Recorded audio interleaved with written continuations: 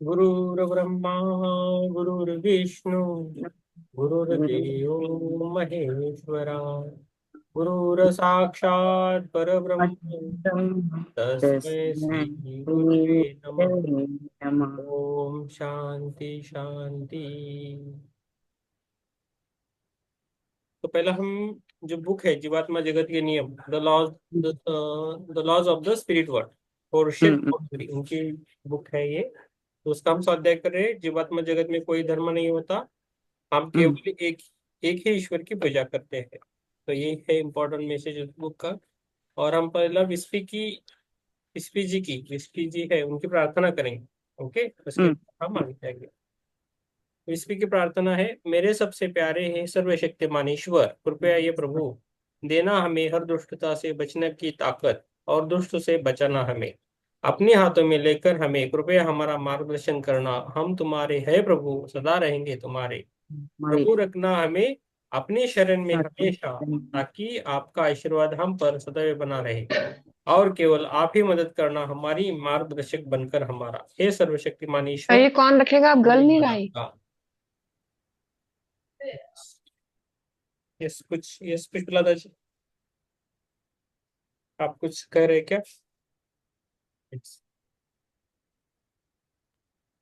मैं पहला पार्ट पढ़ता हूँ, बाद में ओके सर। ठीक। आप सबको समझ में आएगा। धीरे से पढ़ेंगे। ओके। पढ़ो। हाँ, पेज नंबर 170। क्या फरिश्ते जीवात्मक मार्गदर्शकों से अलग होते हैं? हाँ, दोनों अलग है। पृथ्वी की प्रत्येक आत्मा, ये हुआ है कि नहीं? नहीं, नहीं हुआ है। नहीं, तुम बोल रहे थे ना 171। हाँ, नहीं नहीं हुआ है। हम्म। हाँ, यस। क्या फरिश्ते जीवात्मक मार्गदर्शकों से अलग होते हैं? हाँ, दोनों अलग है। पृथ्वी की प्रत्येक आत्मा का जीवात्मा जगत से एक संरक्षक होता है जो उसका मार्गदर्शन करता है। इस संरक्षक को जीवात्मिक मार्गदर्शक कहते हैं। ये उस मार्गदर्शक का लक्ष्य है कि वो आपको सही राह दिखाए। आपके जन्म लेते ही जीवात्मा जगत की एक आत्मा को आपके जन्म से लेकर मृत्यु तक आपके जीवात्मक मार्गदर्शक के रूप में नियुक्त किया जाता है। ये नियुक्ति उस लोक की ऊंची भली आत्मा के द्वारा की जाती है। आप कभी यह नहीं जान पाएंगे कि आपका जीवात्मिक मार्गदर्शक कौन है। समझ में आया ना? हम्म।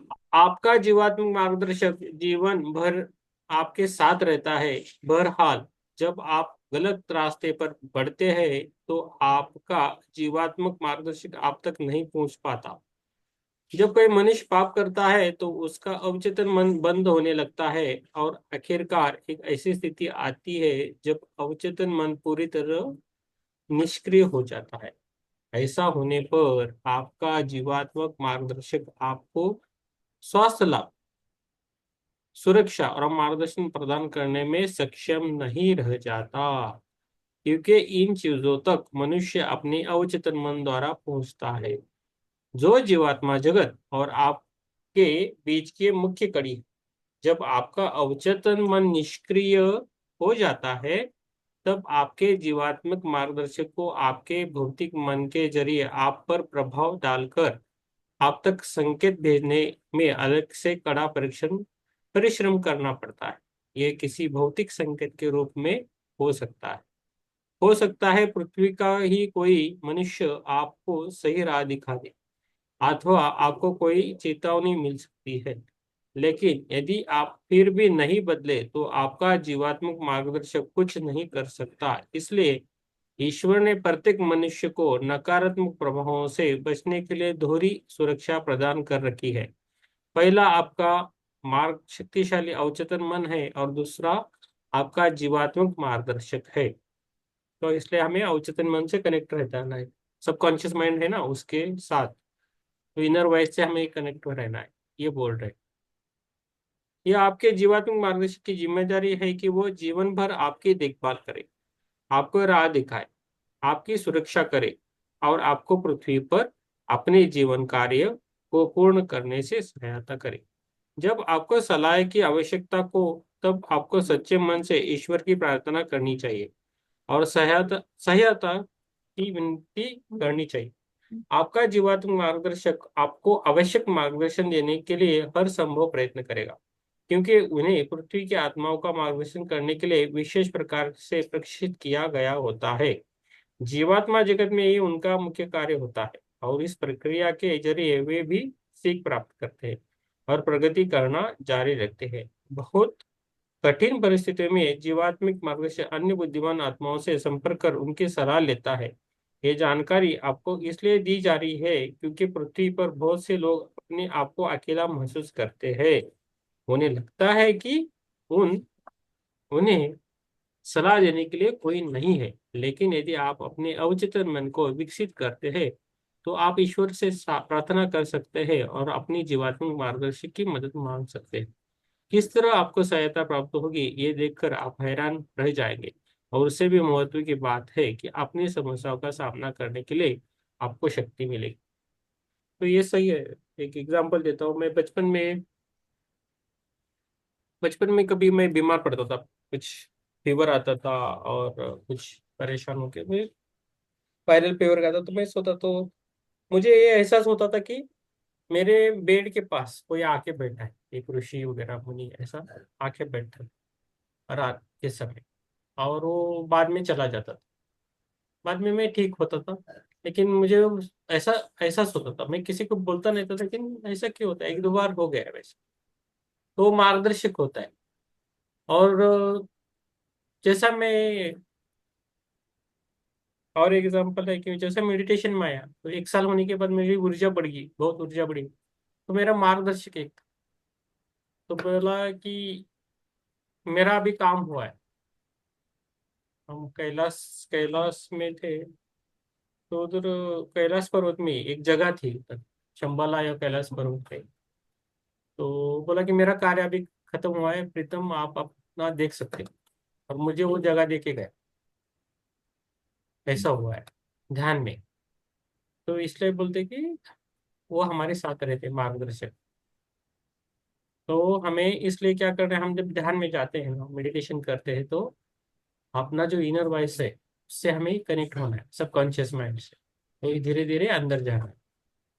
तो मुझे क्या होता है, दिन भर थकान होते है तो खाना खा के बैठता हूँ, तो मुझे थोड़ा ये नहीं होता है, लेने के नहीं होता है, लेकिन आज करेंगे। अच्छा ठीक है, आज पिरामिड का भी काम हुआ है, तो अच्छा दिन है, करेंगे हम ये। ओके। तो ये हमें याद रखना है हमेशा इन चीजों को। क्या पृथ्वी पर रहने वाली आत्मा की जुड़वा आत्मा जीवात्मा जगत में उसकी जीवात्मक मार्गदर्शी के रूप में काम कर सकती है? हाँ, लेकिन बहुत ही असाधारण परिस्थितियों में। और ये जो लोग रहते, तो जो मार्गदर्शक रहते वो ऊपर जाके दूसरे दूसरे से भी वो सलाह लेके हमारा सोल्यूशन बन के आते हैं। कभी कभी देख लो कि कभी कभी एक्सीडेंट होता है और एक छोटा सा बच्चा है, उसको खरोच भी नहीं आती, लेकिन बाकी मरते हैं, एक दूसरे का प्रॉब्लम होता है, कार एक्सीडेंट हो, बस एक्सीडेंट हो, ट्रक एक्सीडेंट। लेकिन जो छोटा बच्चा रहता है वो अपने आप रहता है, तो उसको कुछ भी नहीं होता है। तो क्यों नहीं होता? तो ये सब रहता है उसके पास। वो सब छोटा बच्चा रहता है ना, उस सबकॉन्शियस माइंड उसका। उसको संभालने वाला कोई रहता है। हाँ, कनेक्शन सब, उसका हम्म। कनेक्शन अच्छा रहता है, प्यूरिटी अच्छी रहती है। जैसा लोग कुछ पाप करने लगते हैं, तो उसका वो उसका कनेक्शन निकलता है, तो कनेक्शन वो मार्गदर्शक से भी कुछ नहीं कर सकता। तो इसलिए जो लोग पाप करते हैं तो उनका प्रॉब्लम में होता है, लेकिन उनका जो पुण्य रहता है वो समाप्त होते कि वो पाप बहुत कुछ कर सकते हैं। ऐसा माने नहीं, कोई आदमी है, हम इतना अच्छा रहते हैं, हमें ही कुछ दुख रहता है, लेकिन दूसरों को कुछ भी करते हैं उनको कुछ प्रॉब्लम नहीं होता, ऐसा क्यों? तो उनके उनके कर्मा रहते हैं, उनका वो पुण्य का बैलेंस वो खत्म करने लगते हैं, तो ये होता है। तो हमें कुछ डिसीज हुआ है, कुछ प्रॉब्लम हुआ है, तो हम क्या करते हैं, हम स्ट्रांग आत्मा है, तो हमारा क्या है, हम ये कर्मा से मुक्त जल्दी होने के लिए हमें वो डिसीज आते हैं, कुछ प्रॉब्लम होता है। तो हमेशा याद रखना है, तो उसको हम ध्यान करके सेवा करके, हम जैसा खुद के लिए सोचते हैं वैसा दूसरे के लिए सोच के, तो इससे हम बाहर आ सकते हैं। तो डिसीज भी हम प्लान करके आते हैं। कब? गर्भ में ही प्लान करके आते हैं। जब गर्भ में रहते हैं ना, उधर ही हम प्लान करके आते हैं कौन सा डिसीज हमको होगा, क्या नहीं होगा, ये होता है। ठीक है। ठीक है। चलो पुष्पलता जी, आप पढ़िए। जुड़वा आत्मा किसे कहते हैं और क्या यही आत्मिक मित्र है? यस। अब कुछ खा रहे हैं तो सुप्रिया जी को पढ़ने दीजिए, कुछ प्रॉब्लम नहीं। यस सुप्रिया जी आप पढ़िए, आराम से पढ़िए। ओके। Page number 172। हम्म पेज नंबर 172। हम्म जुड़वा आत्मा किसे कहते हैं और क्या यही आत्मिक मित्र है? इस ब्रह्मांड, तीसरे ब्रह्मांड की प्रत्येक आत्मा दरअसल एक पूर्ण आत्मा का आधा हिस्सा होती है। जब एक आत्मा चौथे लोक के पांचवें स्तर से अपनी यात्रा आरंभ करती है, यह दो भागों में विभाजित की जाती है, नर आत्मा और नारी आत्मा। इन मूल नर और नारी आत्माओं का अंत में जाकर सातवें लोक के नौवें स्तर में मिलकर फिर से एक पूर्ण आत्मा बनना होता है। इन आत्मा को जुड़वा आत्माएं कहते हैं। असंख्य जन्मों के बाद जब दोनों आत्माएं पृथ्वी पर कभी पुरुष रूप में और कभी स्त्री रूप में अपना अपना प्रशिक्षण पूरा कर लेती है और अपने कर्मों के फल भोग लेती है, तब जाकर ऐसा संभव होता है।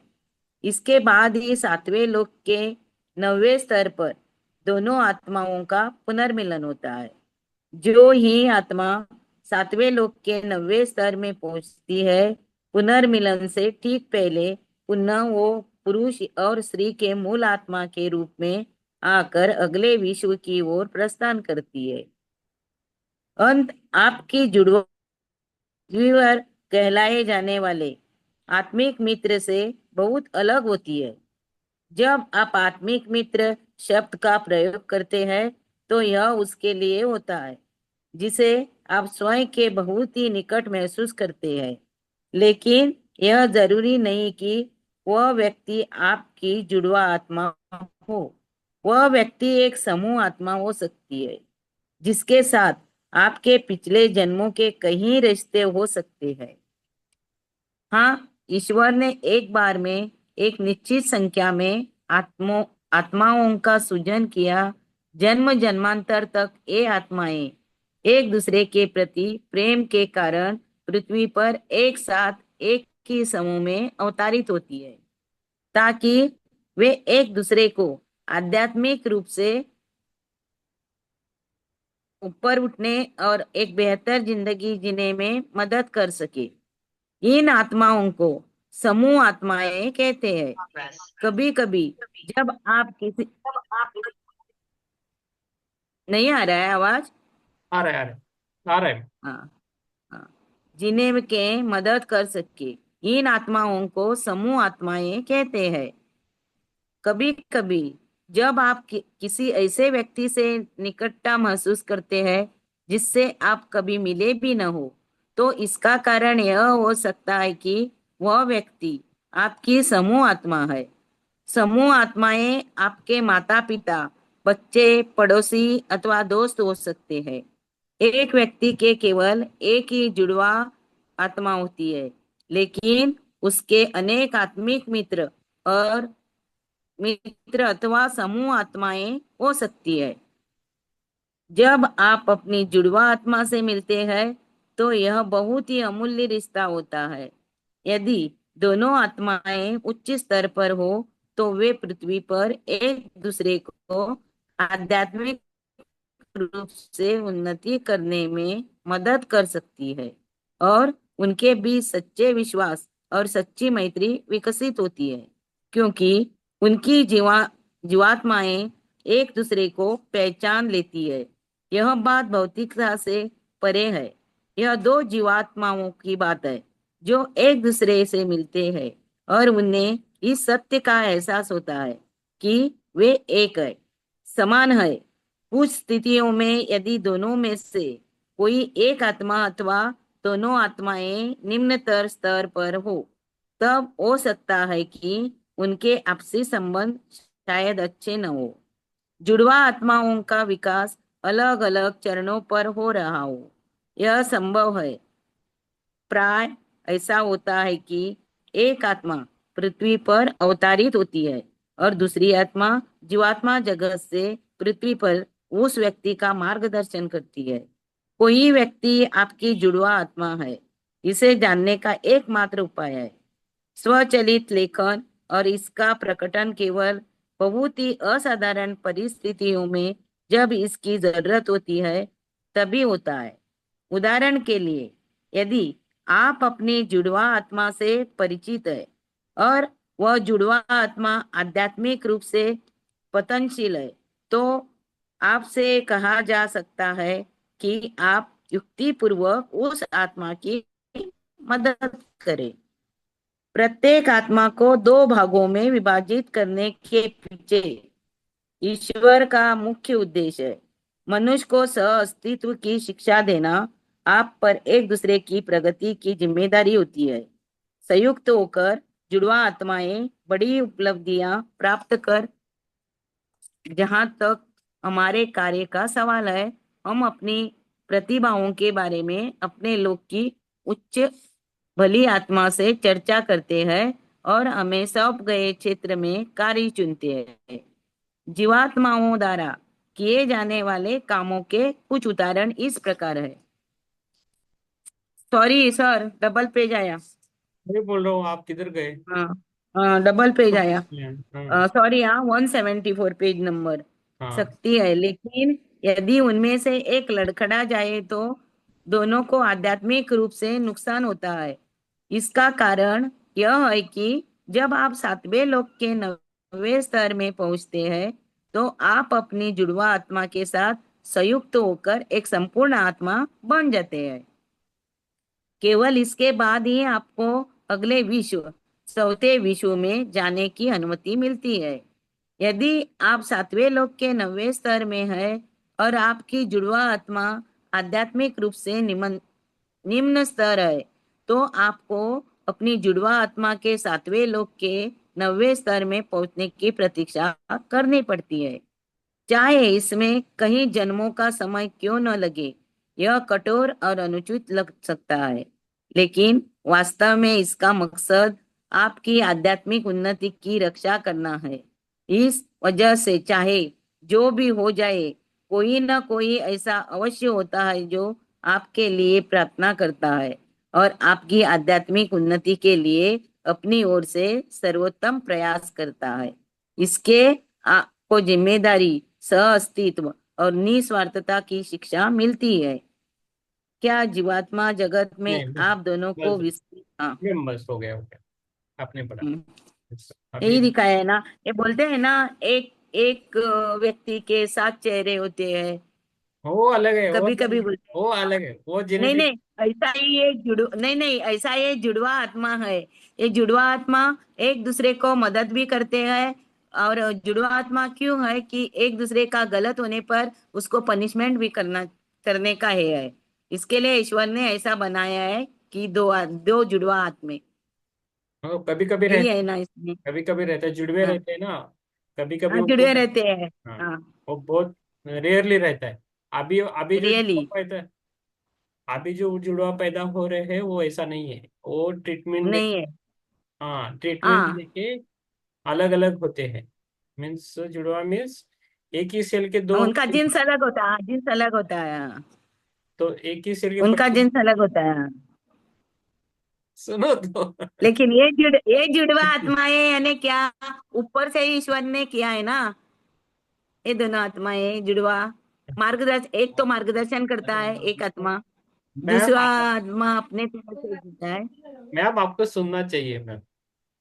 आपका बोलो बोलो बोलो, आप जब, बोलो, आप बोलो। हाँ, हाँ हाँ, जब आप सुनते हो तो आपको ज्यादा नॉलेज मिलेगा। आप हाँ, सुनो बोलो। तो आपका नॉलेज दूसरों को मिलेगा। हाँ बोलो। आपका वो बिजनेस अच्छा नहीं रहेगा। ठीक है। हाँ बोलो, बिजनेस मत करो। सुनो बोलो। यस, ये हम लोग भी जस्ट बिजनेस करके आए, बोलो। ये कुछ अभी जो हो रहा है वो अलग है, प्रैक्टिकल भी होना चाहिए उसमें। तो जो आत्माएं रहती है, एक ही आत्मा दो इसमें रहती है, तो एक को लगा तो दूसरों को तकलीफ होती है। एक अनिल कपूर का पिक्चर है, आपने 20-25 साल पहले का है। अनिल कपूर का पिक्चर है, उसमें एक को मारा तो उसको लगता है, ऐसा कुछ पिक्चर्स है बॉलीवुड में। तो वो एक आत्मा वाला है। लेकिन अभी जो बच्चे पैदा हो रहे हैं ना, एक साथ दो दो होते हैं, वो लेकिन ट्रीटमेंट हम्म, करके होते हैं। वो अलग अलग सेल्स रहे, वो नहीं होता है वैसा। वो बोल रहा था। हम्म। हाँ हाँ हाँ। लेकिन ये भी सही है सर, एग्जाम्पल मैंने देखा है, एक रियली देखा है कि दो बहनें एक साथ पैदा हुई थी, एक को बुखार आया तो उसको भी बुखार रहता था। हाँ होता है, वो भी होता हाँ है, उनका कनेक्शन वैसा होता है। यस। अभी छोटा वाला प्रश्न है, कौन पढ़ेगा? यस पुष्पलता जी, पढ़िए। यस। क्या जीवात्मा जगत में आप दोनों को विस्पी और रत्तु के नाम से ही जाना जाता है, या फिर आपके जीवात्मिक नाम होते हैं? दो भागों में विभाजित होने से पहले प्रत्येक आत्मा को एक विशिष्ट नाम दिया जाता है। इसे आत्मिक नाम कहते हैं। जुड़वा आत्माओं का समान आत्मिक नाम होता है। ठीक जिस तरह आत्मा दो भागों में विभाजित होती है, उसी तरह उनका नाम भी विभाजित होता है। जो आत्मा का अस्तित्व कायम रहने तक ही रहता है। जीवात्मा जगत में आपको उसी नाम से जाना जाता है जो नाम पृथ्वी पर आपको दिया गया होता है। आपके कर्म आकाशिक रिकॉर्ड में आपके आत्मिक नाम से नीचे दर्ज होते हैं। पृथ्वी पर कभी भी आप अपना आत्मिक नाम नहीं जान पाएंगे। आपको अपने आत्मिक नाम का ज्ञान जीवात्मा जगत में वापस लौटने पर ही होता है। आकाशिक रिकॉर्ड क्या है? आकाशिक रिकॉर्ड को स्मृति कक्ष अथवा दैनिक कक्ष भी कहते हैं। प्रत्येक लोक का अपना कक्ष होता है जहां पृथ्वी पर प्रत्येक आत्मा द्वारा दिए गए जीवन की एक दैनिकी होती है। अच्छा या बुरा प्रत्येक कर्म आपके आत्मिक नाम के नीचे दर्ज रहता है। रिकॉर्ड उसी लोक में पाया जाता है जिससे वह आत्मा संबंधित होती है। आत्मा की उन्नति या पतन में और उसके उच्चतर या निम्नतर लोक में जाने पर रिकॉर्ड साथ चलते हैं। आकाशिक रिकॉर्ड में आपके द्वारा पृथ्वी पर बिताई गई जिंदगियों की सभी स्मृतियां दर्ज रहती हैं। जब पृथ्वी पर आत्माएं गहरी स्वप्नहीन निद्रा में लीन रहती हैं, तब उनके अवचेतन मन आकाशिक रिकॉर्ड में स्मृतियां दर्ज करते हैं। जब पृथ्वी की आत्मा का अवचेतन मन सुप्त हो जाता है, तब उस मनुष्य का जीवात्मिक मार्गदर्शक आकाशिक रिकॉर्ड में स्मृतियां दर्ज करना जारी रखता है। कोई भी आत्मा किसी दूसरे के रिकॉर्ड को नहीं पढ़ सकती, सिवाय उस स्थिति में जब इससे आत्मा की आध्यात्मिक उन्नति को बल मिले और जब उस लोक की उच्च भली आत्मा द्वारा अनुमति प्राप्त हो। जब एक आत्मा अगले विश्व की ओर प्रस्थान करती है, उसके साथ उसका रिकॉर्ड भी जाता है। यस, कुछ बोलना चाहते हैं तो बोलिए मैम। आकाशिक रिकॉर्ड क्या है? बहुत इंपॉर्टेंट प्रश्न है। ये जो है ना प्रश्न बहुत अच्छा है, इसको हम आकाशिक रिकॉर्ड होता है ये सब जगह होता है। हम जो भी बात करते हैं विचार करते हैं वो भी होता है रिकॉर्ड। ये ये है। हमारे सारे कर्मों का लेखा जोखा है, चाहे वो अवचेतन मन है, चेतन मन है। जितनी भी बातें हम सोचते हैं, करते हैं, वो एक डेटाबेस होके ऊपर रिकॉर्ड हो जाती है। इसको एक, अगर हम रिलेट करें तो बहुत से लोग जिनकी थर्ड आई खुली होती है कहते हैं कि अपने, ये आपके ऑरा में भी परिलक्षित होती है, जिससे चित्रगुप्त। कि बहुत से लोग देख के हमारे पिछले कर्मों को या आगे का भी बता सकते हैं, क्योंकि वो रिकॉर्ड टोटली चलता है हम्म, सेवन बॉडीज के चारों तरफ, वही हम देख के ब्रह्मांड में। बोलते हैं। यस, वही ये जो है ना यही देख के हम बोलते हैं, अपने आप होता है ये देख। यस। लेकिन ये ज्यादा। पावर सब में नहीं होती, बहुत कम में होती है जिसका थर्ड आई एक्टिवेट हो चुका होता है। हम्म। थर्ड आई में भी 3 टाइप्स है, 3 to 4 टाइप्स है, वो कभी भी हम यस। और टाइम हम डि, लेंगे। डिटेल तो नहीं मालूम सर मुझे, बट इतना ही पता है कि ये हमारे सारे कर्म का एक वो है, रिकॉर्ड रहता है। हाँ, एक थर्ड आई ऐसा रहता है कि आपको दिखता है कुछ भी, वो यस। पहाड़ी इधर वो जो कर रहे हैं वो दिखता है। दूसरा वाला रहता है आकाशिक रिकॉर्ड दिखने लगता है खुद का। तीसरा रहता है, तीसरा किधर भी जाओ उधर का दिखता है। किधर भी जाओ, इधर भी कौन से भी जगह जाओ तो दिखता है। और और क्या रहता है? और एक रहता है किसी वस्तु की चीज, अ, अ, किसी को किसी भी वस्तु को छुआ, छूने के बाद उसका हिस्ट्री पता चलता है, उधर कौन आया था, क्या किया था। वेल के पास गया, वेल को ऐसा हाथ लगाया ना, ये रहता है, तो उसके पास कौन पानी भरा, क्या किया, सब कुछ आता है। आज मेरा चारों खुला, मेरा चारों खुला है। Very good. आज मैं जिधर जिधर गया उधर ऐसा हाथ लगा के देखा तो उधर का समझ में आता है क्या हुआ था इधर, ऐसा। तो चारों खुला है, लेकिन अभिमान नहीं, लेकिन वो रहता है। तो वो कैसा करना है हम देखेंगे, लेकिन हम उसके साथ जो जो भी पढ़ रहे हैं उसके साथ हमें अच्छी तरह रहना है बस। हिरल जी थी ना, अभी क्या हुआ, सीट पे डिस्कनेक्ट होके फिर ध्यान में जुड़ जाऊंगी। सर सर मैं डिस्कनेक्ट, ओके, तो ठीक है हिरल जी, ओके। तो ये सर आकस्मिक एक, रिकॉर्ड क्या है वो हमें हमेशा याद रखना है, बहुत इंपॉर्टेंट है। Yes sir. तो जो भी सोचना है, जो भी करना है, उसे बहुत सोच समझ के फ्लो में करें तो जाना वो है, बेटर है कि हमारा आकाशीय रिकॉर्ड। नहीं ज्यादा सोचना नहीं है, फ्लो में जाना है। फ्लो में जो सही है उसे करना है बस, जो सही है ना वो करना है। मैं वही बार बार बोल रहा हूँ, प्रैक्टिकल लाइफ हमें आध्यात्मिक में लेके आना नहीं चाहिए, और आध्यात्मिक लाइफ आप प्रैक्टिकल में लेके आओ, बहुत फायदा होगा। उल्टा करते हैं तो फंस जाते हैं लोग। ये स्वार्थ है ना, बहुत स्वार्थ, स्वार्थ है ना, वो बहुत प्रॉब्लम करता है सबको। हर जगह स्वार्थ देखते हैं, वो प्रॉब्लमेटिक है। निस्वार्थ रहना चाहिए। तो निस्वार्थ रहना है, वो धीरे धीरे जाएगा। आज जब पहले से आदत है वो नहीं जाएगी, तब में वो स्वार्थ देखते हैं, वो नहीं होता है। तो आध्यात्मिक भी आते हैं तो करने लगते हैं तो मुश्किलें बढ़ती है उनके लिए। जो आध्यात्मिक है, स्पिरिचुअल है, और उनको पता है सब कुछ, फिर भी करते हैं तो बहुत प्रॉब्लम होता है। जानबूझ के करते हैं ना, वो प्रॉब्लम करता है। तो इसलिए हमें वो पहले से उन्हें धीरे धीरे चेंज होगा मेडिटेशन से। तो लेकिन खुद पर उसके लिए काम करना है। खाली मैं इसलिए बोल रहा हूँ ना, बुक पढ़ना और ध्यान करना गलत है। बुक पढ़ के हमें थोड़ा इम्प्लीमेंटेशन करना है खुद में। कुछ एक एक शब्द भी है ना, एक वाक्य भी है ना, वो हमें इम्प्लीमेंटेशन होना है, और उसकी तरह हमें कार्य भी करना है। पढ़ के हो गया ठीक है उसके बाद, लेकिन ज्यादा हमें अच्छा विकसित होना है तो पढ़ने के बाद हम उसके कुछ बुक्स के गुण हमारे अंदर आने चाहिए, वो प्रैक्टिकल लाइफ में भी इम्प्लीमेंटेशन करना हो, तभी हम ग्रो हो जाएंगे। यस। तो प्रिया जी बहुत अच्छा काम कर रहे हैं, आप भी कर रहे हैं, प्रमिला जी कर रहे हैं। अर्चना जी का काम नहीं पता है, लेकिन उनकी तबीयत ठीक नहीं है। सुशीला जी का अच्छा है, माधुरी जी कर रहा है, ये है। तो अपने अपने हिसाब से करना है, लेकिन थोड़ा थोड़ा ज्यादा करके किया तो अच्छा रहता है। ठीक है। अभी जाएंगे हम, जीवात्मा के किस प्रकार के कार्य करती है, एक कुछ जीवात्माएं कर। किस प्रकार के कार्य करती है। सबसे पहले हम आपको ये बता दें कि जीवात्माओं की कोई जरूरतें या आकांक्षाएं नहीं होती। हमें भूख प्यास अथवा थकान का अनुभव नहीं होता, और हमारा एकमात्र लक्ष्य होता है कि सेवा करना। ये बहुत इंपॉर्टेंट है। उसका लक्ष्य क्या रहता है? सेवा करना।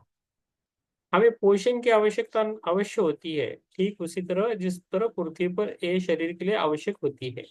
आत्मा के लिए सूरज की रोशनी शक्तिवर्धक पोषण होती है।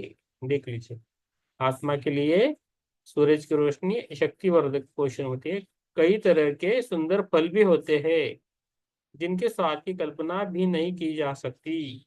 आत्माओं को भोजन की जरूरत नहीं होती, लेकिन फलों के अमृत रस हमें सकारात्मक ऊर्जा से भरपूर रखते हैं। हम निरंतर आनंद की अवस्था में रहते हैं। हम पूर्ण आध्यात्मिक स्वास्थ्य का उपयोग करते हैं, और इस प्रकार अपने आत्मिक शरीर को प्रार्थना एवं जल द्वारा शुद्ध करते हैं। प्रार्थना एवं जल द्वारा शुद्ध करते हैं। जल में आरोग्यकारी गुण होता है, और जब कभी हमें ऊर्जा की जरूरत होती है, हम झील में एक डुबकी मार लेते हैं, और जल द्वारा हमारी तरंगों की पूरी तरह शुद्ध हो जाने पर हम सकारात्मक ऊर्जा से भरपूर फिर से तरोताजा होकर निकलते हैं। जब हम जल से बाहर निकलते हैं तब हम पूरी तरह सूखे और ऊर्जा से भरे होते हैं। तो जल बहुत इंपॉर्टेंट है ना। जहां तक हमारा कार्य का सवाल है, हम अपनी प्रतिभाओं के बारे में अपने लोग की ऊंची भली आत्मा से चर्चा करते हैं और हमें सौंपे गए क्षेत्र से कोई चुनते हैं। जीवात्माओं द्वारा किए जाने वाले कामों के कुछ उदाहरण इस प्रकार है। पहला, 1 नंबर, पृथ्वी पर रहने वाले मनुष्य के साथ आध्यात्मिक ज्ञान बांटना और उन्हें ईश्वर के नियमों को समझने में मदद करना। दूसरा, स्वचालित लेखन लेखन जैसी प्रक्रियाओं के जरिए पृथ्वी की आत्माओं के साथ संपर्क करना। तीसरा, जीवात्मक मार्गदर्शक के रूप में काम करना। चौथा, जीवात्मा जगत में हाल ही में आए आत्माएं यदि सदमे में हो अथवा भ्रांत हो तो उनके साथ कार्य कर उन्हें उनकी वास्तविक स्थिति में परिचित करना। पृथ्वी पर आत्माओं का मार्गदर्शन करना और उनके अवचेतन मन के जरिए उन पर महत्वपूर्ण संदेश को प्रभाव डालना। उदाहरण के लिए, किसी जीवात्मा द्वारा एक वैज्ञानिक को उसके अवचेतन मन के जरिए उत्तर भेजकर किसी रोग का इलाज खोजने में मदद करना। मदद के लिए पृथ्वी से आने वाली सच्ची पुकारों का उत्तर देना।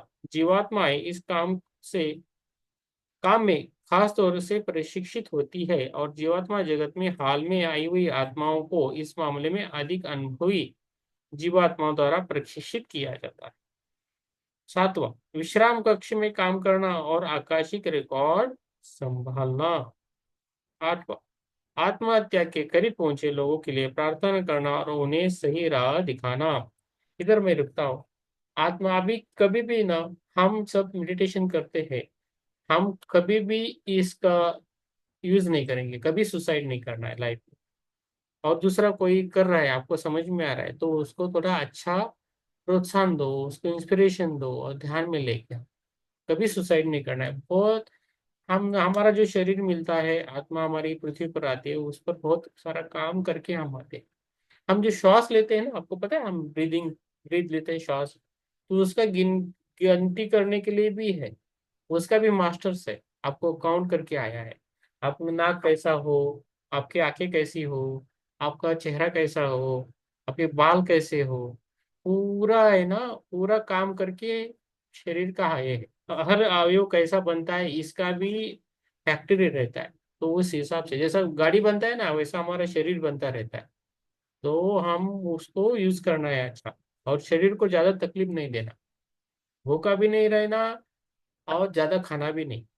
जो अच्छा लगता है वो करो। फ्रूट अच्छा लगता है तो फ्रूट करो। अभी इधर बोला है ना फ्रूट, मुझे मैंगो बहुत अच्छा लगता है, साल भर मैंगो दिया तो मैं खाता रहूंगा, ऐसा लगता है, तो मैंगो मैंगो खाता हूँ, ऐसा। तो फल खाना, इधर बोला है फल खाते हैं, जीवात्मा क्या खाते हैं, फल ज्यादा है, तो आप भी फल खाओ, अच्छा रहेगा। कोई कोई फास्टिंग ही करता है, सुप्रिया जी कुछ खाता ही नहीं, तो ऐसा नहीं रहना है, तो कुछ तो खाना है ना। ठीक है।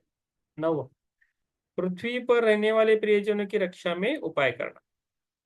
पृथ्वी पर रहने वाले प्रियजनों के लिए प्रार्थना करना। प्रार्थना के लिए जरूरी है कि हमारे मन में सच्चा प्रेम, उत्कंठा, एकाग्रता हो और हमारी ओर से सच्चा प्रयत्न किया जाए। निम्नतर 11वां, निम्नतर लोगों में रहने वाली नकारात्मक आत्माओं के संचालन में प्रशिक्षित होना।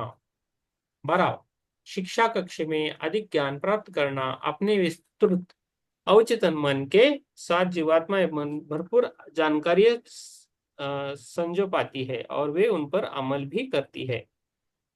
13वां, उन आत्माओं को मार्गदर्शन करना जो पुनर्जन्म लेना चाहती है। 14वां, अपनी राह से भटकी हुई पृथ्वी की आत्माओं के लिए चमत्कार करना। ऐसे छोटे छोटे चमत्कार भटकी हुई आत्माओं में फिर से आस्था जगाने में मदद करते हैं। ओके। तो ये भटकी हुई, मुझे आज एग्जाम्पल है, मैं हम किधर गए थे आज, सोमेश्वर टेम्पल है कुर्डी के पास, सुप्रिया जी को पता है, कुर्डी कुर्डी। हाँ, कुरडी, तो उधर हमें लगा कि उधर जाए और दर्शन करें सोमेश्वर के। तो हम उधर गए तो हमें रास्ता नहीं मिल रहा था, जंगल में जाने के बाद उधर मोबाइल वगैरह बंद हो गया। मैं सिग्नल, अंदर जाने का सर, राइट में। हाँ वैसा ही गए, लेकिन आप गाड़ी से, मुझे क्यों नहीं बोले?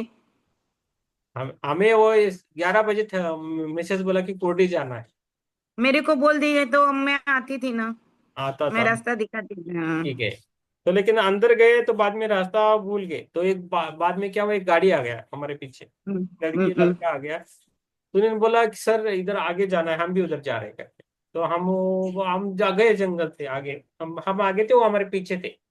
हम्म, बाद में बाद में वो उधर उधर गए, लेकिन पानी था, पूरा पानी खत्म नहीं हुआ था, तो नहीं जा पाए। तो बाद में वो बोले कि नहीं, पानी पानी में से रास्ता है, हम नहीं जा सकते, अभी वापस जाना पड़ेगा। तो वो निकल गए। नहीं, साइड में है, ऊपर जाके थोड़ा आगे जाने का। लेकिन उसके आगे भी पानी है बोला वो। तो नहीं ठीक है, फिर वो बोले कि 20 मई के पास आओ, मई मंथ में आओ, पानी कम होता है, तो वो मंथ में जाओ तो वो आ गए। तो बाद में वो निकल गए, तो वो बाद में हमें दिखे ही नहीं किधर। ऐसा भी होता है। तो ऐसे भटकी हुई आत्माओं को भी मदद करते हैं। मदद करने के लिए कोई तो आता है रास्ते। 15वां, पृथ्वी पर मृत्यु के निकट पहुंची आत्मा को शांति पहुंचाने के लिए आना और प्रार्थनाओं एवं सकारात्मक विचारों द्वारा उन्हें यथासंभव आराम के साथ जीवात्मा जगत में स्थानांतरित करना। तो जब मृत्यु आती है तो 6 महीने पहले पता चलती है लोगों को। उसकी मृत्यु आई तो उसको समझ में आता है कि मेरी मृत्यु आज 6 महीने में, उसको पहले ही समझते हैं, तो उसको रेडी होना चाहिए कि आगे कैसा जाए। जीवात्मक बच्चों की देखभाल करना, जीवात्मिक बच्चों की देखभाल करना। आरोग्य प्रदान करना, 17वां, आरोग्य प्रदान करने के नए तरीकों को सीखना और उनकी खोज करना। 18वां, कला, नृत्य, ओपेरा, संगीत, गीत, खेलकूद, वास्तुकला, विज्ञान इत्यादि के सृजन में भाग लेना। पृथ्वी और प्राणी के साम्राज्य के साथ कार्य करना और प्राणियों को जीवात्मा जगत में कार्यों में मदद करना। जीवात्मा जगत के बगीचों की देखभाल में मदद करना। पृथ्वी और अन्य ग्रहों के वास्तविक इतिहास को जानकर इस ज्ञान का चिंतन करना। जीवात्मा चाहे कोई भी कार्य चुने, लेकिन हमारा लक्ष्य एक ही होता है, सेवा। बहुत इंपॉर्टेंट है, हाँ, सेवा ही इंपॉर्टेंट है। पृथ्वी पर लोग अपने रोजगार को अपना काम समझते हैं। अभी सेवा कैसी करनी है ये बत सेवा ऐसी नहीं होनी चाहिए कि हमें कोई यूज कर रहा है। हमें कोई यूज कर रहा है तो ऐसी सेवा नहीं करनी। तो सोच समझ के सेवा करनी चाहिए। ये सेवा करने से फायदा होना चाहिए दूसरों का। अच्छा, इस सेवा के बीच में लोग आते हैं और हमारा यूज करके बहुत यूज करते हैं लोग, तो हमें सतर्क रहना है। क्या हमें यूज किया जा रहा है, क्या सही में हम सेवा कर रहे हैं, वो सतर्क रहना है। तो पृथ्वी पर लोग अपने रोजगार को अपना काम समझते हैं, लेकिन हम जो कुछ भी करते हैं, चित्रा जी पेज नंबर 177 है, 177। जीवात्मा चाहे कोई भी कार्य चुने, लेकिन हमारा लक्ष्य एक ही होता है, सेवा। पृथ्वी पर लोग अपने रोजगार को अपना काम समझते हैं, लेकिन हम जो कुछ भी करते हैं उसे सच्चे मन से, क्या करना है, उसे सच्चे मन से प्यार से करते हैं, और हम इसे सृष्टिकर्ता को धन्यवाद देने का एक अवसर मानते हैं। इससे हमें सच्ची खुशी और संतुष्टि मिलती है। तो ये जीवात्मा के जो नियम है वो वैसे ही हमें फॉलो करना है। तो हम भी उसको फॉलो करेंगे तो अच्छा रहता है। हमारे बीच कोई अहंकार, दूसरों से आगे निकलने की भावना, ईर्ष्या, विवाद, आलोचना नहीं होते, और हमें में कोई श्रेष्ठ या निष्कृष्ट नहीं होता। हम एक दूसरे को सम्मान करते हैं और मानवता की भलाई के लिए संगठित रूप से काम करते हैं। ठीक है, पेज नंबर 177 हो गया। चित्रा जी आप पढ़ सकते हो 178, बुक है आपके पास?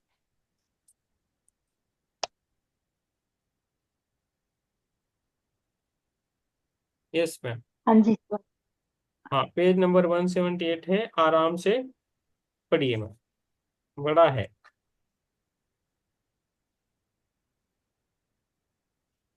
ये मैंने पढ़ना है? हाँ आपके पास, पढ़ो। हाँ आपके पास बुक है तो आप पढ़ो।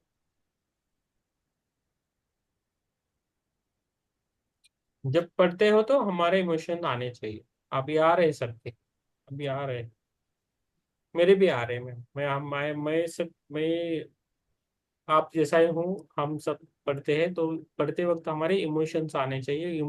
हमें ऐसा एहसास होना चाहिए कि दूसरे को समझे। हम जब पढ़े, इतने प्यार से हमें बात पढ़ना है। हम न्यूज न्यूज पढ़ने वाले नहीं है, हम सिखाने वाले हैं। ठीक है, किधर गए चित्रा में? आकाशिक रिकॉर्ड का प्यारा सब पढ़ रहे थे ना। हम्म। आपके पीछे भगत सिंह थे। मेरे पीछे? हाँ, हाँ, अरे बाप रे। मोच बीच सब थी। मैं बता रही हूँ सर, आपके पीछे भगत सिंह है, तो आप सुना ही नहीं मेरा। हाँ ठीक है, वो आके गए होंगे फिर। अच्छा है। भगत पूरा सिंह। फेस सब, मोच बीच सब है भगत सिंह की हमारे। मूर्ति मैंने देखी है। एक्चुअल मूर्ति मैंने देखी है भगत सिंह की, कैसी हुई है उधर जाके। आकाशिक रिकॉर्ड मैडम पढ़ रही थी। आकाशिक रिकॉर्ड क्या है, ये पढ़ के हो गया तो तुम्हारे पीछे भगत सिंह। मेरे सर के पीछे भगत सिंह है, सिर के पीछे। यस, चित्रा जी गई है। ठीक है। यस। कौन पढ़ रहा है? सुप्रिया जी, चित्रा जी आइए आप। वो पढ़ती बोली ना, पढ़ने दो। हाँ, पढ़ने के लिए तो तो आप। कौन सी वाली, मेरे कौन घर सी में बुक भी है ये? आना है ये। सॉरी। ये वही बुक है ना जो हमारी चल रही है? हाँ, जीवात्मा जगत के नियम। ओके। है ना आपके पास? ओके। हाय हाँ जी, हाँ मैम। जी। आत्मबंधन। आत्मबंधन। आत्मबंधन। सबको आत्मबंधन। ओ, कितना कितना उनको इंटरेस्ट है पढ़ने के लिए, देखिए। ऐसा होना चाहिए इन सब में। आज मैं बहुत बिजी हो गई, अभी अभी बस फ्री हुई हूँ। हाँ, कोई बात नहीं, पढ़िए। हाँ, पढ़िए चलो। पढ़िए, आपके लिए रुके है, ये पढ़िए। पुताई का काम बहुत खराब है। यस। Page number 178। पेज 70। 8। ये इतनी आगे 178। पहुंच गए।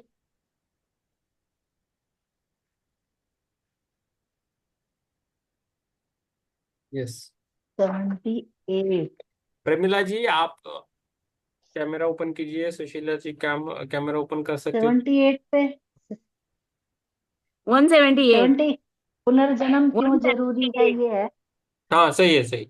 हाँ, सही है। ओके। पुनर्जन्म क्यों जरूरी है? जीवात्मा जगत में ही हम आध्यात्मिक उन्नति क्यों नहीं करते?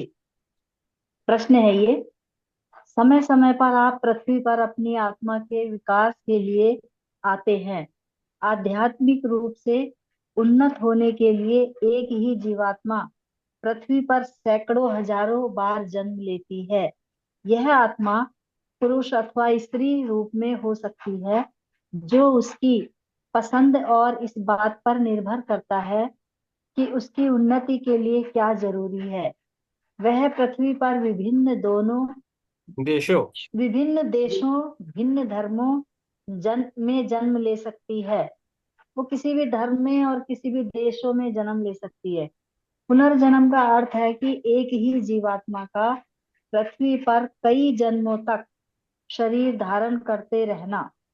ऐसा नहीं है कि आप पृथ्वी पर पहली बार आए हैं। आपका यह जन्म आपके कई पूर्व जन्मों में से एक है।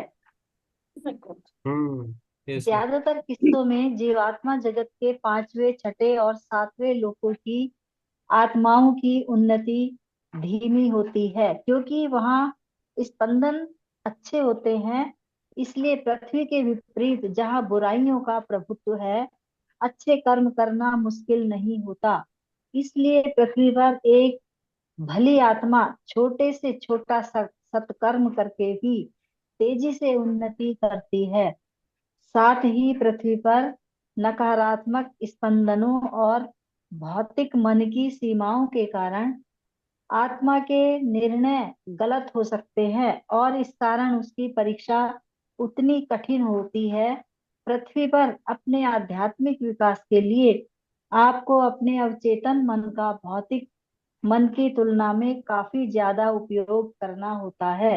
लेकिन एक भली आत्मा द्वारा पृथ्वी पर पुनर्जन्म लेने में यह जोखिम रहता है कि आध्यात्मिक दृष्टि से उसका अध अधोपतन हो सकता है। यदि वह जीवात्मा जगत में रहे तो उसका विकास बहुत ही धीमी गति से होगा, लेकिन उसका अधःपतन कभी नहीं होगा। जीवात्मा जगत में रहकर धीमी किंतु निरंतर प्रगति करना अथवा पृथ्वी पर आकर जोखिम के साथ तीव्र गति से विकास करना, यह प्रत्येक आत्मा की अपनी अपनी स्वतंत्र इच्छा पर निर्भर करता है। पुनर्जन्म का एक चक्र केवल तब समाप्त होता है जब मनुष्य अपने सांसारिक जीवन कार्य पूरा कर लेता है, अपने कर्मों को के फल भोग लेता है और सातवें लोक के 9वें स्तर में पहुंचता है। इस प्रकार आप सही मानने में भौतिक अनुभवों से परे पहुंचते हैं, अर्थात तब आप पृथ्वी पर रहकर भी एक आत्मा की तरह चिंतन करना और रहना सीख लेते हैं। हम पूर्णता की बात नहीं कर रहे। कोई भी मनुष्य अपने आप में पूर्ण नहीं होगा। हम केवल इतना कह रहे हैं कि मनुष्य को अपना सर्वोत्तम प्रयास करना चाहिए, अपनी जीवात्मा को इस तरह प्रशिक्षित करना चाहिए कि वह अगले विश्व की ओर जाने के लिए तैयार हो। पृथ्वी पर आप इसे पूरी तरह नहीं समझ पाएंगे। अपनी स्थिति के बारे में आप जीवात्मा जगत में जाकर ही जान पाएंगे। कितना सुंदर है, ये तो बहुत ही अच्छा लिखा है। पृथ्वी पर पुनर्जन्म लेने के लिए सभी आत्माओं को पुनर्जन्म की प्रक्रिया कही जाने वाली एक विशिष्ट प्रक्रिया का अनुसरण करना पड़ता है। जैसे नंबर 1, पुनर्जन्म के लिए आपको अपने लोक की उच्च भली आत्मा से अनुरोध करना पड़ता है। नंबर 2, पुनर्जन्म की इच्छा के कारण भी बताने पड़ते हैं। मनुष्य कारण अवसर कर्मों का हिसाब चुकाना, अपना जीवन कार्य पूर्ण करना और आध्यात्मिक उन्नति करना होते हैं। यदि आत्मा के कर्म बहुत अधिक हो तो जीवात्मा जगत में उसके फल से मुक्त होना संभव नहीं होता, इसलिए उसे पृथ्वी पर पुनर्जन्म लेना पड़ता है। कभी कभी बिना अधिक कर्मों वाली आत्मा भी इस कारण धरती पर पुनर्जन्म चाहती है कि वहां उसका कोई प्रियजन राह भटक गया है, जिसकी मदद के लिए उसे पृथ्वी पर आने की इच्छा होती है। आपको एक माँ का अ, चयन करना होता है। जो आत्मा अच्छे आध्यात्मिक स्तर पर नहीं होती, उसका जन्म ऐसी माँ के गर्भ से हो सकता है जो आध्यात्मिक रूप से उन्नत हो, ताकि उस आत्मा का विकास हो सके।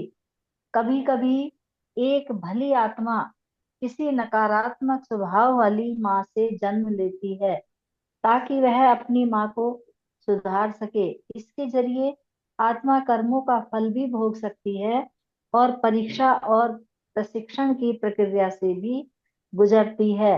बहरहाल इसमें बहुत जोखिम होने के कारण कई बार आत्मा का आध्यात्मिक पतन हो जाता है। कभी कभी पिता के निकट रहने के लिए आत्मा माँ का चयन करती है। इस तरह दरअसल वह आत्मा पिता का ही चयन करती है। नंबर 4 है, आपको यह स्पष्ट करना पड़ता है कि आप किस प्रकार का प्रशिक्षण और परीक्षण ग्रहण करना चाहते हैं। उदाहरण के लिए, आप उन लोगों और अनुभवों का चयन करते हैं जो आपको अपना जीवन कार्य, जो पृथ्वी पर आपकी प्रेरणा है, उसे सफलतापूर्वक पूरा करने के लिए आवश्यक सकारात्मक गुणों के विकास में मदद करते हैं। यदि आप अहंकार के लिए अपनी परीक्षा चाहते हैं तो आपको ऐसे सबक दिए जाएंगे जो आपके अहंकार को लगातार तोड़ते रहेंगे और आपको विनम्रता की शिक्षा देंगे। नंबर 7, आपको एक प्रवेशक का चयन करना होता है। यदि पृथ्वी पर की स्थिति इतनी मुश्किल हो जाती है कि आप उसे संभाल नहीं पाते, लेकिन यदि आप सही रास्ते पर है तो परिस्थिति के अनुसार जीवात्मा जगत से प्रवेशक कही जाने वाली एक भली आत्मा आकर उस अवधि के लिए आपके शरीर में प्रवेश कर लेगी। यह साधारण बात नहीं होगी और अपने आपात स्थिति में ही ऐसा होता है, जब परिस्थितियां पृथ्वी पर रहने वाली आत्मा की क्षमता से बाहर हों, अर्थात जब यह आपकी परीक्षा, प्रशिक्षण अथवा कर्म का हिस्सा नहीं होता। पृथ्वी पर रहने वाली आत्मा के संज्ञान के बिना उसका अवचेतन मन मदद के लिए पुकारता है। ये थोड़ा सा मैं बताऊंगी कि अगर किसी का कई बार एक्सीडेंट हो जाता है और वो बेहोश हो जाता है और उसकी जो आत्मा है वो निकल जाती है बहुत अधिक चोट के कारण, सिर में चोट के कारण या हार्ट में चोट के कारण, तो वो सूक्ष्म शरीर से जब वो निकल जाती है तो शरीर खाली हो जाता है, तो कोई अन्य आत्मा उस शरीर में प्रवेश कर जाती है। वो दिव्य आत्मा होती है जो भी प्रवेश करती है, तो वो अपने अनुसार फिर उस शरीर से कार्य कराती है। ऐसा बहुत सारे लोगों के साथ हुआ है, मैंने ये पढ़ा है कई जगह। मेरे साथ हुआ है। मेरे साथ हुआ है एक्सीडेंट में कई बार होता है। बचपन में हुआ था। कितना, मैं 6-7 साल का था। कुछ खेल रहा था, मैं भूल गया। ऐसे ही खेल रहा था घर के पीछे। तो दूसरे दिन मुझे एहसास हुआ कि उसके बाद है ना, आधा दिन मैं दोपहर से लेके दूसरे दिन सुबह तक मुझे कुछ याद नहीं था। मेरी मम्मी पूछ रही थी हम्म। कि की चाहिए घर की, तो मैं बता नहीं सका। दूसरे दिन मेरे पास थी तो मैंने बोला मेरे पास है। ऐसा भी होता हम्म। है। तो दूसरा दूसरा भी कंट्रोल करते पत्री हैं। जी के साथ भी ऐसा ही हुआ था। पत्री जी के साथ तो काफी बड़े थे तब हुआ था, और तभी से वो ध्यान में आ गए, ध्यान सिखाने लग गए। हाँ, उनका उनका तो वही है। तो उनका एक्सीडेंट कुछ ऐसा है उनके उसमें। दूसरे कोई आ गए तो उसमें उनकी लाइफ हाँ ही जी। चेंज हो गई। यस। हाँ, सॉरी। अच्छा, नंबर 8, कहीं 7 पड़ा हुआ 4 के बाद। छः अच्छा, छः 6, छः। पॉइंट 6। आप अपने जन्म और मृत्यु की तारीख तय करते हैं। आपकी मृत्यु की तारीख आपकी अंतिम तारीख भी कहलाती है। यस, मुझे मुझे पता है मेरी कई तारीख। बार कोई जन्म में अंतिम तारीख हो जाती है वो। प्रथम लोक से 7वें लोक तक की सभी आत्माओं को पुनर्जन्म की इस प्रक्रिया से होकर गुजरने का अवसर मिलता है, परंतु प्रथम या दूसरे लोक की आत्माओं के पास निम्नतर लोकों में ठहरने अथवा अपने पूर्व जन्म के पापों और प्रथम या दूसरे लोक के अपने जीवन की संपूर्ण स्मृतियों के साथ बोझा ढोने वाले पशु के रूप में पृथ्वी पर वापस आने का विकल्प होता है। इन निचले लोकों की कुछ आत्माएं यह विकल्प चुनती हैं क्योंकि वे अपने कर्मों का हिसाब तुरंत चुकता करना चाहती हैं।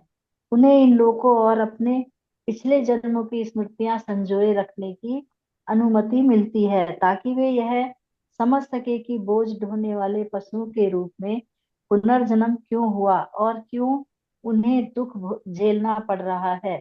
यह स्मृति उन्हें इस कठिन पुनर्जन्म में पृथ्वी पर उनके द्वारा भोगे जा रहे कष्टों को सहने की ताकत देती है। उनके कर्म पूरी तरह मिट नहीं सकते। यदि उनके कर्म बहुत अधिक गंभीर हैं, तो उनका फल भोगने के लिए उन आत्माओं को सैकड़ों पुनर्जन्म लग सकते हैं। तभी जैसे जो भी जानवर हैं, ये कुत्ते, बिल्ली, बैल, गाय, भैंसे, इन सबको अपना अपना पूर्व जन्म याद रहता है कि हमें क्यों ऐसी सजा मिली है, और वो चुनते भी हैं इस कार्य को ताकि वो अपना कठिन कठिन कार्य जल्दी से निपटा के अपने कर्मों को पूरा कर सके। ओके। यह पूरी प्रक्रिया चुनौतीपूर्ण मालूम पड़ती है, लेकिन ये सारे विकल्प आपको खुद ही नहीं चुनने होंगे, तो चुनने होते। आपको अपने लोक की उच्च भली आत्मा और उसी लोक की 3 ज्ञानी आत्माओं के साथ बैठकर उन्हें बताना होता है कि आप क्या करना चाहते हैं। आपके द्वारा चुने गए विकल्पों में वे आपका मार्गदर्शन करेंगे। उदाहरण के लिए, यदि आप आध्यात्मिक रूप से ऊपर उठने और अपने कर्मों का हिसाब जल्दी चुकता करना चाहते हैं, तो आप अपने लिए बहुत ही कठिन रास्ता चुन सकते हैं। एक ऐसा रास्ता जिस पर हो सकता है आपके लिए चलना संभव न हो। उच्च भली आत्मा और तीनों ज्ञानी आत्माएं आपको ऐसा करने से मना करेंगी और आपको दूसरे विकल्प सुझाएंगी। बहरहाल, यदि आप फिर भी पुनर्जन्म लेना चाहते हैं तो यह आपकी अपनी स्वतंत्र इच्छा होगी और आपको इसके लिए रोका नहीं जाएगा। यहाँ तक कि पुनर्जन्म के लिए आपका नाम लिखे जाने के बाद भी आपके पास पृथ्वी पर जन्म नहीं लेने का विकल्प उपलब्ध होता है। उदाहरण के लिए, मान लीजिए कि आपने एक माँ का चयन किया है, लेकिन उसका आध्यात्मिक रूप से पतन होता है और जब आप उसकी संतान बनना नहीं चाहते हैं तो आप अपना काम वापस ले सकते हैं। राम हो राम। सकता है कि आपने इस माँ को इसलिए चुना क्योंकि वह आध्यात्मिक रूप से उन्नत थी और आप चाहते थे कि आपको ज्ञान देने वाला कोई व्यक्ति मिले जो आपको सही राह पर ले जाए। लेकिन यदि माँ गलत रास्ते पर चली गई हो और भ्रांत हो जाए तो आपके लिए उसके बच्चे के रूप में जन्म लेने का कोई मतलब नहीं रह जाता। बहुत सुंदर।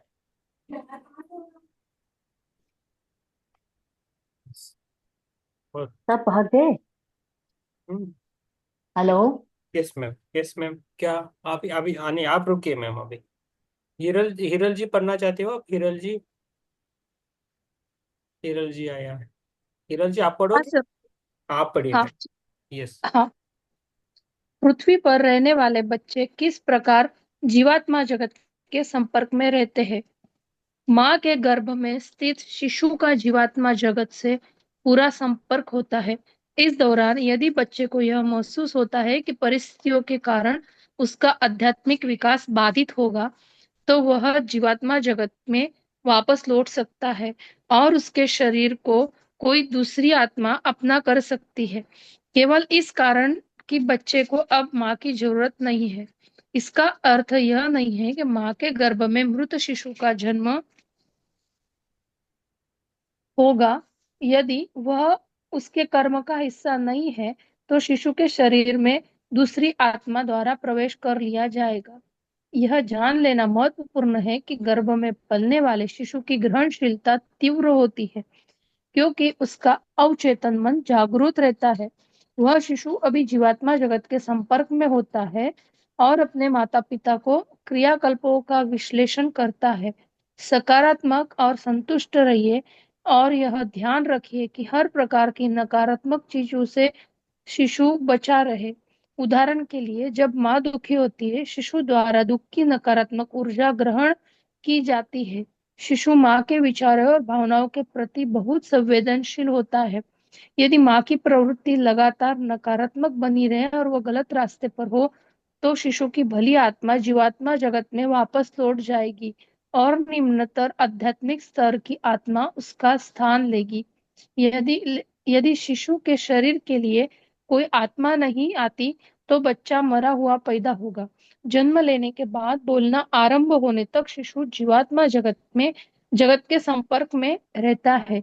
इसके बाद शिशु का अवचेतन मन उसके भौतिक मन को जीवात्मा जगत की स्मृतियां रखने की अनुमति नहीं देता। आगे पढ़ू सर? आपके आगे क्वेश्चन है? आगे पढ़ू सर? नहीं, आप एक ही पढ़िए। अभी एक हाँ। जो है वो ज्योति जी को देंगे तो बाद में खत्म हाँ। करें। ठीक है ना? हाँ सर। हाँ, आप एक एक पढ़िए और ध्यान से आप है ना ऑन रहिए टाइम पे। और कुछ प्रॉब्लम में है तो आप थोड़ा ये मन एक संकल्प करके बैठिए मैम। ओके, 8:30 और 8 o'clock संकल्प करना है आपको। आप, मैं एक और चीज बोलता हूँ, आप जब पढ़ते हो ना तो मुझे इधर महसूस होता है आपका जो भी है, जो भी आपका जो क्या बोलते हैं इमोशंस महसूस होता है। तो इसलिए कभी मैं एक, कभी को एक पढ़ने के लिए बोलता हूँ, लेकिन हम सभी अभी एक एक ही पढ़ रहे हैं। तो हमें ऐसा पढ़ना चाहिए कि हमसे सभी सीखे, कुछ सुने अच्छा, तो हमारे भाव अच्छा रखने की कोशिश करना है। ओके, सबके हाँ लिए सर। मैं बोल रहा हूँ। ओके। और आप थोड़ा मीरल जी पानी पी के बैठिए। ज्योति जी आप पढ़िए। अगला वाला क्वेश्चन पढ़िए और उधर ही हम रुकेंगे 183। ओके। यस। जी सर। शिशु के बोलना शुरू करने के बाद क्या उसके जीवात्मा जगत से सारे संपर्क टूट जाते हैं? नहीं, बिल्कुल नहीं। अपनी गहरी स्वप्नहीन निद्रा में आप ऐसे स्थान की यात्रा पर जाते हैं जो पृथ्वी और जीवात्मा जगत के बीच स्थित होती है। आपकी आत्मा आपके शरीर से उठकर दूसरी जीवात्माओं से मिलने ऊपर की ओर बढ़ती है। आपकी नींद में जीवात्मा जगत में रहने वाले आपके प्रियजन आपसे आपके अवचेतन मन के जरिए बात करते हैं और आपका मार्गदर्शन करते हैं। वे लगातार आपके संपर्क में रहते हैं। जब आपकी आत्मा उनसे मिलने ऊपर उठती है, उस वक्त भी वह रुपहली डोरी कही जाने वाली प्रकाश की एक किरण द्वारा भौतिक शरीर से जुड़ी रहती है। आपकी रुपहली डोरी आपकी जीवात्मा को आपके भौतिक शरीर से जोड़े रखती है। जब आपकी मृत्यु होती है, तब यह संपर्क टूट जाता है। आप अपने प्रियजनों से कुछ मिनटों अथवा कभी-कभी कुछ घंटों के लिए मिल सकते हैं, लेकिन यह आपकी नींद पर निर्भर करता है, जो गहरी और स्वप्नहीन होनी चाहिए। मिलने वालों के बीच प्रेम पारस्परिक होना चाहिए, एक तरफा नहीं।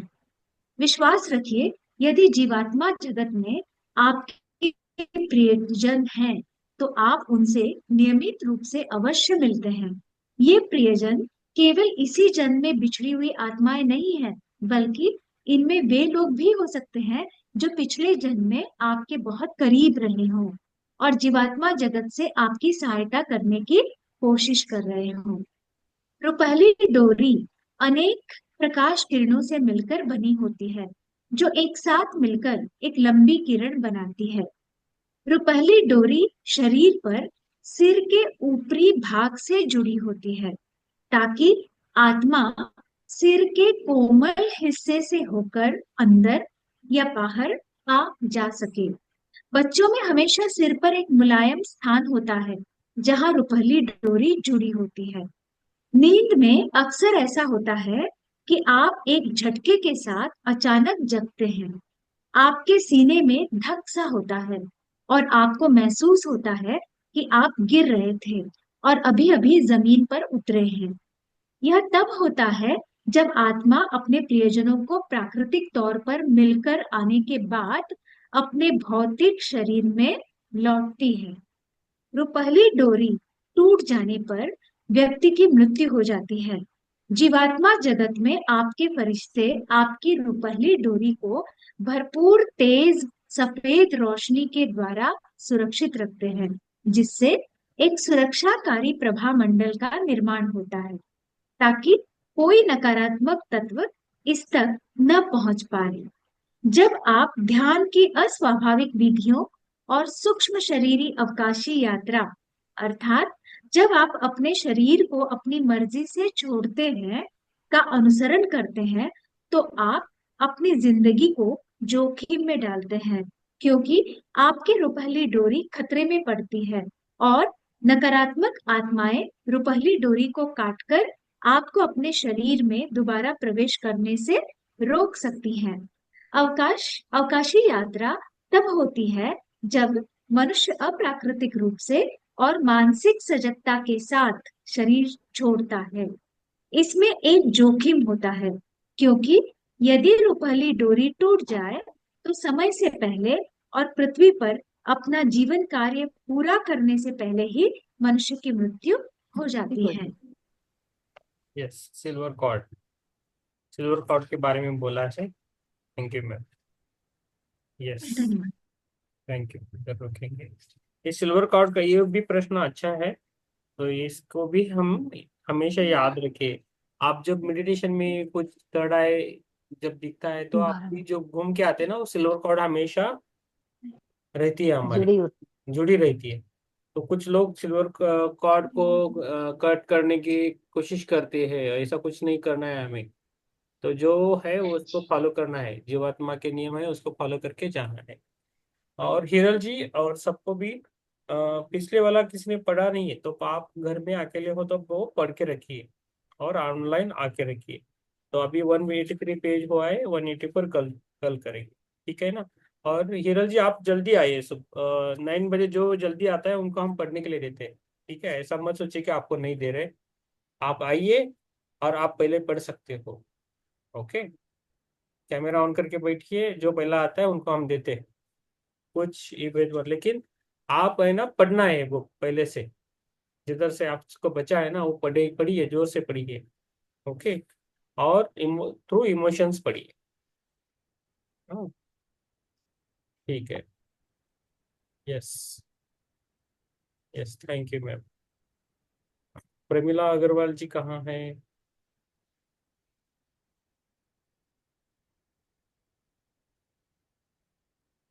प्रमिला अग्रवाल जी ऑनलाइन है क्या? यस। अर्चना जी का कुछ क्वेश्चन है तो पूछ सकते हो आप मैम।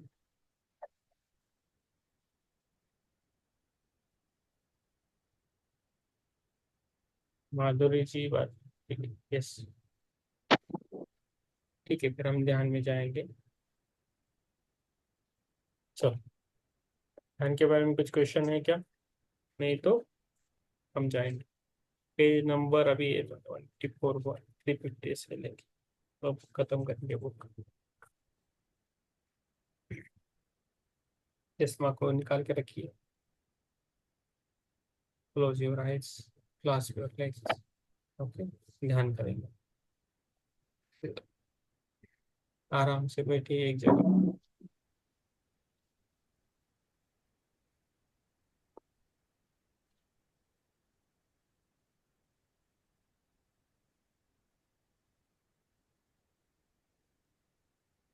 धीरे धीरे हमारे जीवात्मा के साथ कनेक्शन हो रहा है, ठीक है।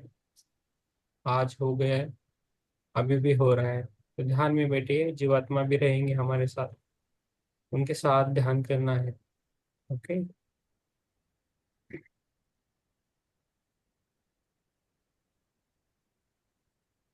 Close your eyes. ज़्यादातर आप कैमरा पे आए तो अच्छा रहेगा आपके लिए, कैमरा ऑन करने की कोशिश कीजिए।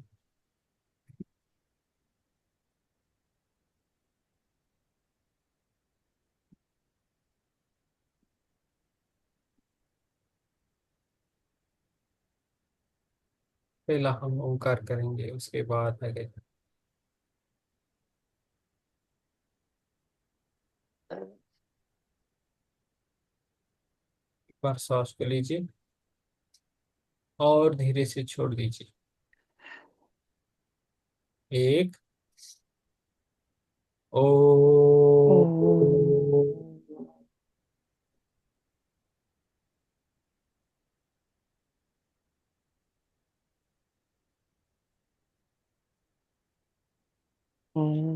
दो, ओ,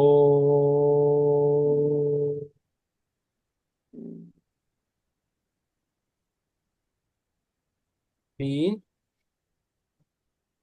ओ,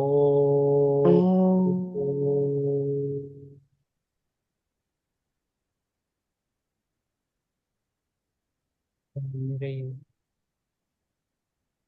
आज हमारे ध्यान, हमारे ग्रुप मेडिटेशन में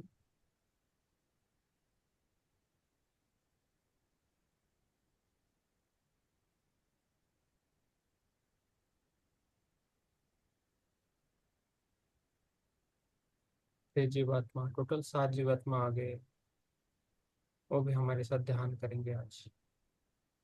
पूरे शिद्दत से ध्यान कीजिए, बस खुद से ऑनेस्ट रहिए।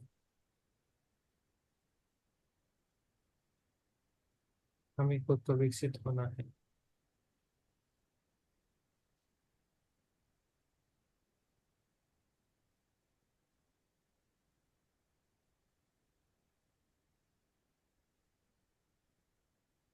हम हमारे ध्यान से जुड़े हैं, हम हमारे अंदर की यात्रा करेंगे। हमारा जो अवचेतन मन है, सबकॉन्शियस माइंड है, उसको हमें कनेक्ट होना है। धीरे धीरे हम फिजिकल से लेके इनसाइड, हमारे शरीर के इनसाइड रहेंगे। बहुत बड़ी जगह है इनसाइड।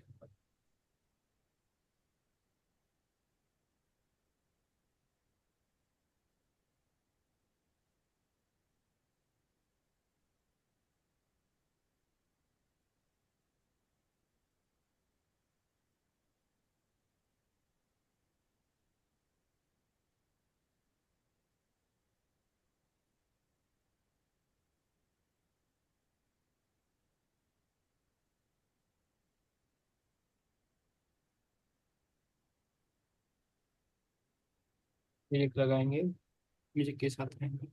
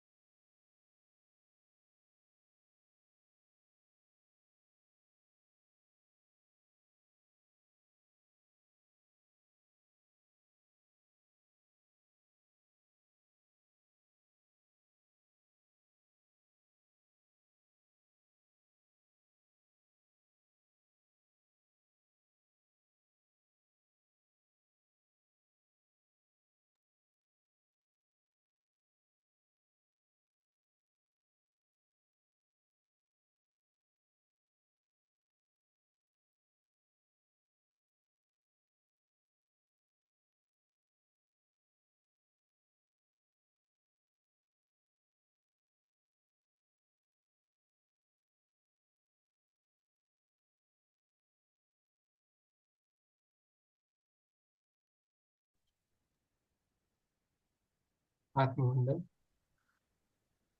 धीरे धीरे पहले हमें ग्रेटिट्यूड देना है, पहले खुद को ग्रेटिट्यूड देना है,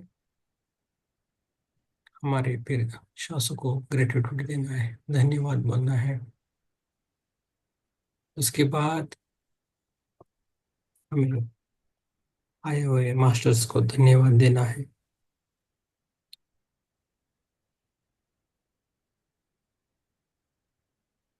पृथ्वी माता को धन्यवाद देना है, पंच महाभूतों को धन्यवाद देना है, सूर्य देव और चंद्र देव को भी धन्यवाद देना है।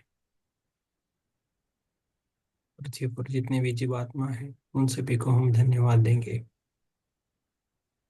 जो हमारे लिए मार्गदर्शक है उन सभी को हम धन्यवाद देंगे।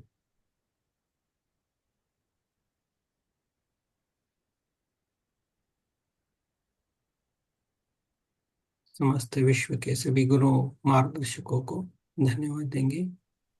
Thank you so much universe, thank you so much universe. आप सभी को भी मेरा धन्यवाद। आज हम सब में ने मिलकर अच्छा ध्यान किया।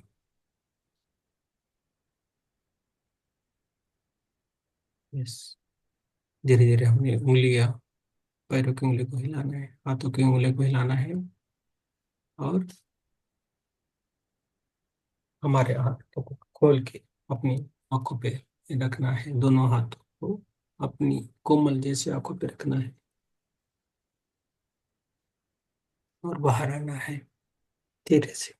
5 सेकंड्स, 5 4 3 2 1 0 और बाहर आना। थैंक यू सो मच, धन्यवाद।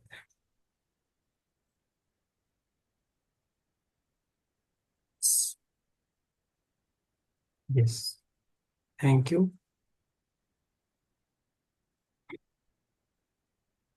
यस, कुछ सभी कुछ बोलना है तो बोल सकते हो, आपके कुछ अनुभव शेयर कर सकते हो तो कीजिए। Session is open for all. Yes, yes, कैसे लगे आपको, चाह जो भी है आप बोल सकते हो।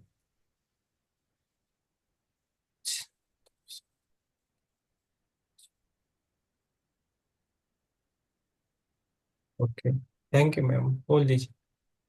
यस, आप बोल नहीं सकते तो ग्रुप में शेयर कीजिए मैम, विश्वलता मैम। ग्रुप में एनर्जी बढ़ती है, फिर बाकी लोगों को भी लगता है कि वो आए। Thank you ma'am. Yes, yes, Hiral ji, Supriya ji, बोलिए। चित्रा जी, छोटे जी, सुशीला रावत जी। यस, नहीं नहीं, हाँ यस, सुप्रिया जी आपको अनम्यूट करना पड़ेगा। यस, हाँ आज क्या लेके आए हैं आप पीछे पीछे? बोलिए बोलिए। हाँ, त्रिदेव लेके आए हैं। हाँ, very good ma'am, very good. Yes,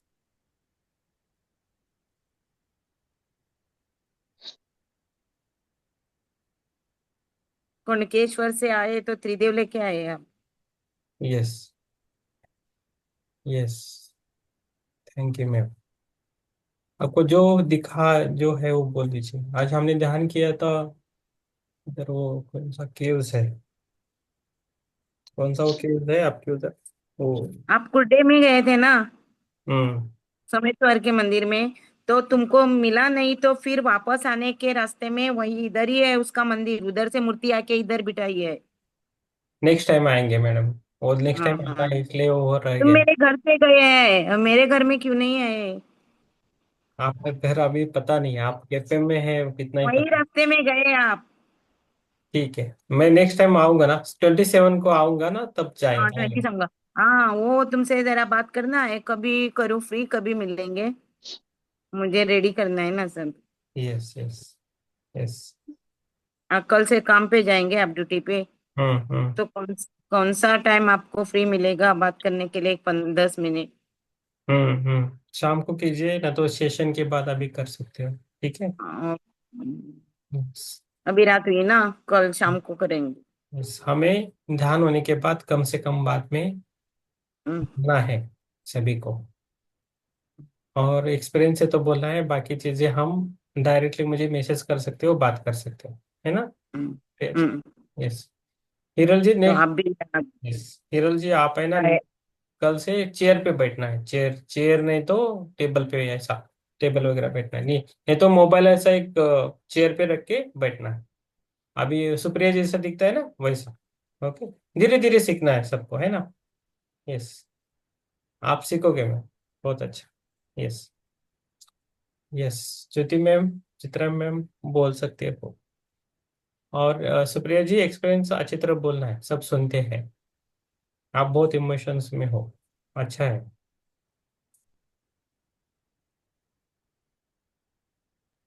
yes, Chitra ma'am ने कुछ मैसेज डाला है ऑलरेडी, आई थिंक। ओके। अच्छा रहा सर, बहुत बढ़िया रहा। हाँ, धन्यवाद sir. Yes, thank you ma'am, thank you. ज्ञान बहुत अच्छा और गहरा रहा sir. Yes, thank you ma'am, thank you, thank you, दोनों को भी थैंक यू। अर्चना जी आपको कुछ बोलना है तो बोल सकते हैं।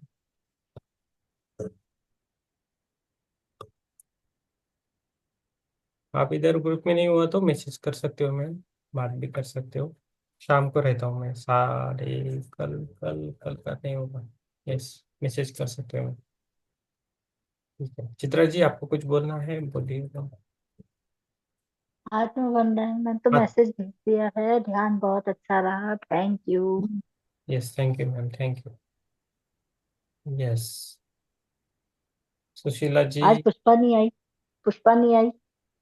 पुष्पलता मैम आया था ना, अभी गया, वो थोड़ा उनको काम रहता है, वो बोला था मुझे, वो मैसेज भी डाल के गया, उनका हो गया अच्छा।